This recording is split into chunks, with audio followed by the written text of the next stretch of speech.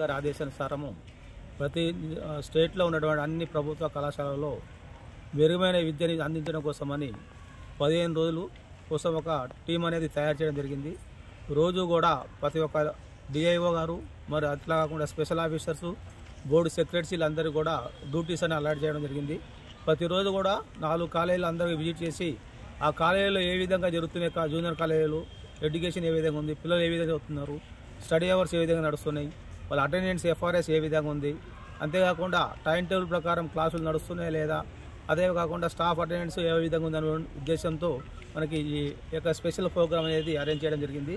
అదేవిధంగా మన principal secretary అయినటువంటి యోగితారాణి గారు కూడా ప్రభుత్వ జూనియర్ కళాశాలలో ఉన్న పేద విద్యార్థులందరి కోసం స్నాక్స్ ఏదైతే స్టడీ అవర్స్ ప్రైవేట్ కాలేజీలు ఇస్తున్నారో అదేవిధంగా ప్రభుత్వ కళాశాలలో కూడా స్నాక్స్, బిస్కెట్స్ కానీ, టీ కానీ, పాలు కానీ ఇవన్నీ కూడా ఇవ్వడానికి అంగీకరించడం జరిగింది. వితిన్ 1 వీక్ లోపల కూడా అవన్నీ కూడా ప్రతి గవర్నమెంట్ కాలేజీలకి వచ్చే అవకాశం ఉంది. ఇది ప్రభుత్వం తీసుకున్నటువంటి ఒక ఆదర్శమైన నిర్ణయం. పేద విద్యార్థులు న్యాయం చేయడం కోసమని ఈ కార్యక్రమాలన్నీ కూడా చేయడం జరుగుతుంది. నిజామాబాద్లో ఉన్న గోల్డెన్ జూబ్లీ జూనియర్ కాలేజ్ అనేది ప్రాబ్లం ఉండడం వల్ల వాళ్ళు కాలేజ్ షిఫ్ట్ కోసం వెళ్ళడానికి కొత్త బిల్డింగ్లోకి షిఫ్ట్ అయింది.